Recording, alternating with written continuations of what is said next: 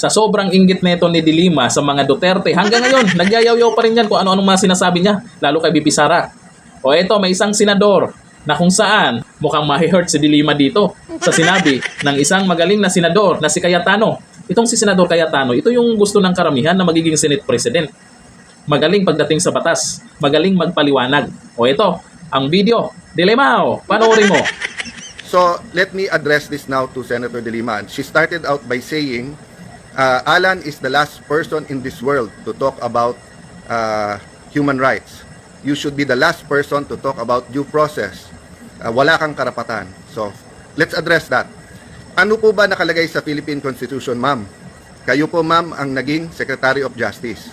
Di ba nakalagay, no person shall be deprived of life, liberty, or property without due process of law. So si President Duterte po ay isang person. Person po siya. Sabi po ng Constitution, no person. Ako po, person din po ako. So paano mo sasabihin you're the last person who should be talking about it? Wala pong last person sa Pilipinas ang pwedeng pag-usapan ng human rights kasi para sa lahat yan. Hindi lang para sa advocates at pseudo-advocates and sa politiko yan. Ang human rights ay para sa lahat, no? So, okay, let's go now to the issue na ayaw nyong sagutin at diretso. Paulit-ulit kayo sa Rome Statute, sa rules ng ICC, sa batas ng mga pinasa natin. Ang sabi ko nga sa inyo, i-assume na natin na valid at may jurisdiction sila. I-assume nyo na rin na valid din yung warrant. Hindi ka pwedeng dumating sa bansa, i-present mo na lang yung warrant na yan, tapos isasakay mo na sa aeroplano at ililipad mo na. At kung yan ang ina-advocate nyo, napakadelikado niyan. Kaya pala sinasabi mo, isama na ako. In the next few days po, hindi lang si Senator Bato yan, ang gusto ni Senator De Lima at ng iba nilang mga kaanib, gusto nila pong ubusin ang mga kalaban nila sa politika. Dahil hindi po to human rights agenda para kay Senator De Lima, ito ay isang political agenda. Di ba? So, backtrack lang ako ha. The last 2.5, 3 years, marami nagsasabing magsalita ka. I ran as an independent in 2022. In December 2021, nag-number 1 ako sa survey. Okay? Pulse Asia po yan, tignan nyo.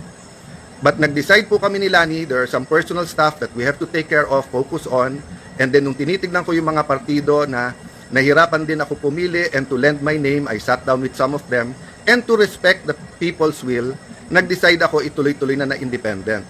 So the last 2 years, I tried, and I continue to try. I just keep on listening. Hindi ako pumapapel sa mga opinion because marami naman nagbibigay ng opinion. But kasi dati, 3 yung grupo. Yung Marcos Duterte na administrasyon, yung Dilaw, yung Liberal Party, yan sila, sila Senator De Lima. Iba pa ho yung Dilaw sa Dilawan, ha? Yung Dilaw, nire-respeto ko. Yung Dilawan, yun po yung sa aming language ay unreasonable. Talagang may hypocrisy sa paningin sa politika, no? So, the third group, of course, is the Philippine left. Pinaka-apat na yung mga independent. So, like others who filed as independent, I believe I can contribute. Simple lang, kung tama ang ginagawa ng administrasyon Marcos Duterte, sasang-ayon ako. Kung mali, magsasalita ako. Di ba? Okay. So, nagkahiwalay ngayon yung Duterte at saka Marcos. So, naging 5 grupo na. Yung Marcos, administrasyon, nabuo yung Duterte na oposisyon, nandiyan pa rin yung Dilawan, at kung makikita nyo po, tignan nyo po, very, very early pa, siguro first year, second year, sinasabi na po ni former political advisor during Pinoy's time, si Ronald Llamas, sinasabi niya, mag-aaway yan, sila Bongo, magiging ganyan. Kaya niya sinasabi yon, gusto niya maging totoo, kasi may grupo siya kasama sa Dilawans na gusto niyang maka-entra at makapapel ulit, di ba? So, 2 in 1 yon. In one sense, he can seem like a very good political analyst. On the other sense, kung magkatotoo, then suddenly, yan, third party na sila. Then of course, the Philippine left naman has always been consistent, di ba? With what they believe in, and then yung criticism nila sa administrasyon, and of course, yung alternative nila. Then you have the independents, di ba? Okay. So sabi ni Senator De Lima, legal lahat. Okay. Yan ba ang stand nyo kung biglang ngayon ang Pangulo or ang Chief Justice or ang Senate President or Speaker or 5 general natin ng AFP. So, Let me address myself din sa AFP at saka sa PNP, sa Bureau of Fire, sa NBI, BJMP, lahat ng naka-uniform, yung Bureau of Correction. Kung bigla kayong kinasuhan ng crimes against humanity, may warrant, hindi kayo pwedeng tumakbo sa korte dito? Walang power ang korte to interpret? Eh bakit si Congressman Jimenez noon, di ba? Naalala nyo yung ginagamit niya yung slogan na hulog ng Diyos? Meron siyang extradition. Eh meron po tayong treaty noon sa US. Pero dumaan muna sa korte natin.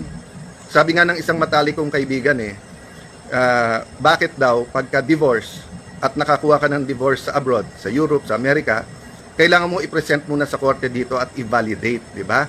Okay. I-address ko mamaya yung nagsabing hipokrito or double standard sa sa human rights. I-address ko 'yan. I'll just stick to 3 issues today, no? Yung due process due process kasama na doon yung availability of legal entities. Number 2, yung number 3, yung fact finding, 'di ba? Yung facts lang kasi marami siyang kasinungalingan na sinabi doon sa kanyang video. At yung isa gusto ko i-discuss ng konti sa inyo yung human rights. Okay. So, ang sinasabi ko nga, 'di ba? Due process means makinig ka muna bago ka humusga. Nagamit ko nga nung isang araw and I've been using this forever and it's also a reminder to me, no? When God knew already, alam na kaagad ng Panginoon na kumain sa forbidden fruit o kinain ni Adan at ni Eva ang forbidden fruit. Ang unang sinabi sa kanila, nasaan kayo? At nung sinabi nilang nagtatago kami kasi hubad kami, ang sabi ng Panginoon, sino nagsabi sa inyong hubad kayo? So alam na niya na kinain niyo, pero binigyan pa niya ng tsansa na magpaliwanag. Si President Duterte ba ay binigyan pa natin ng pagkakataon? Nakita niyo naman sa video, sabi niya, anong pagkakasala ko, anong ginawa? So, hindi ko na nga inisa-isa yung paglabas ng eroplano, hindi pa hawak yung warrant, yung hindi pagpasok ng ibang mga abogado niya, kasama yung anak niya, etc. No?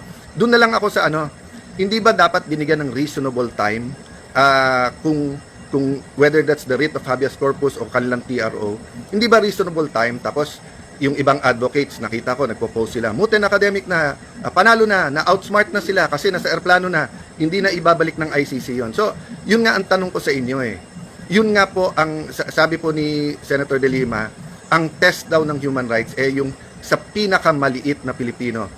Partly correct lang yon po, ma'am. Ang test po kung ang human rights ay applicable sa lahat.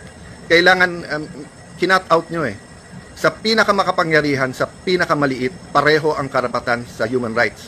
Parehong may karapatan to seek legal remedies, pareho na may due process. So, I'll jump, no?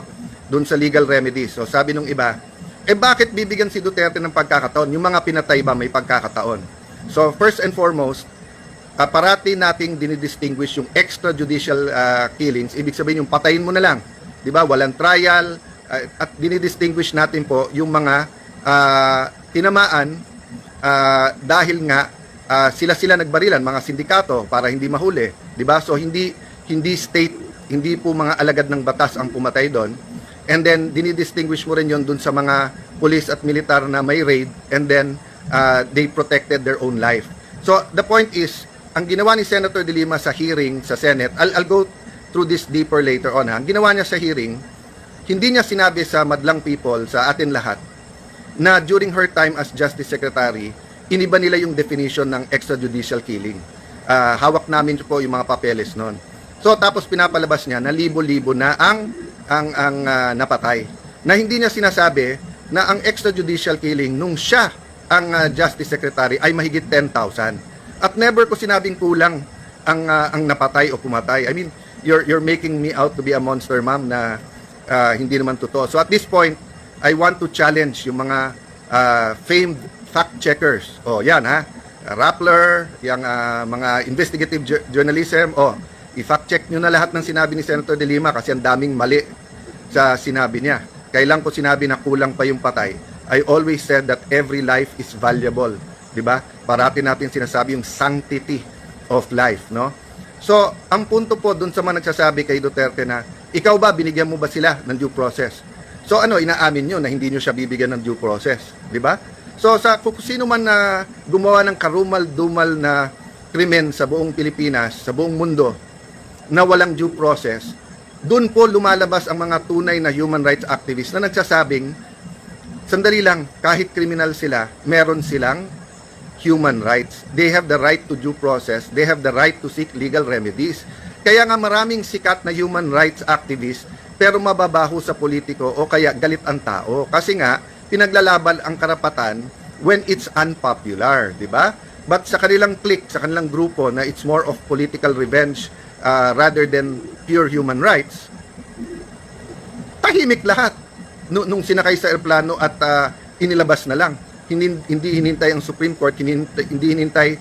Saan ka nakakita na i-arestuhin ka, papunta pa lang mga abogado mo, gusto mo kausapin mga abogado mo, hindi pa nila malaman yung gagawin nila, aalisin mo na, di ba?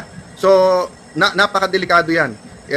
Sabi ko nga kanina, paano kung lumabas dyan 10 general, papayag kayo sa PNP o sa AFP, papayag po ang palasyo. So, kailangan to pag-isipan ng mas malalim. That's why nga sabi ko, maybe an independent voice, a reasonable voice, no? I'm not blaming anyone sa nangyari here, di ba? I'm pointing to the issue na tama ba ng isang Pilipino na hindi pa niya na-exercise yung karapatan niya sa legal remedies, wala pang due process, ay suddenly sinakay sa eroplano at inalis. Bilib talaga ako sa senador na to. Ang galing magpaliwanag sa bawat issue. O Dilima, naintindihan mo na ba? O baka inggit lang yan sa mga Duterte? O baka gusto maghigante? O ito, ayon po kay John Rimpa, ito dapat ang SPA, hindi yung taga-Eat Bulaga. O yan dapat si Cayetano ang magiging Senate President. The best po yan talaga. Sabi ni Loreto Fermande, correct. Wala namang ginawa sa Congress. Hintay sahod niyan. Dapat lang hindi bigyan budget. O siya dapat yung hindi bibigyan budget. Itong si Dilima eh. May pinaginitan na naman itong si Bibi Sara eh. Ay, pag Duterte talaga, mainit ang dugo na ito. Junel. Sabi ni Jose Cornelio, huwag maniwala sa Saba Queen. Saba Queen. Oo man, lagi ko nababasa to eh. Pagtungkol kay Dilima. Bakit Saba Queen? Mahilig ba sa saba si Dilima? Bakit yan ang tawag nyo? Aba, Dilima ha? Anong klaseng saba? Sana itong si Senator Cayetano ay magiging Senate President dyan. Palitan na dapat nila yung Senate President nila dyan. Puro na lang Itbulaga nangyayari dyan.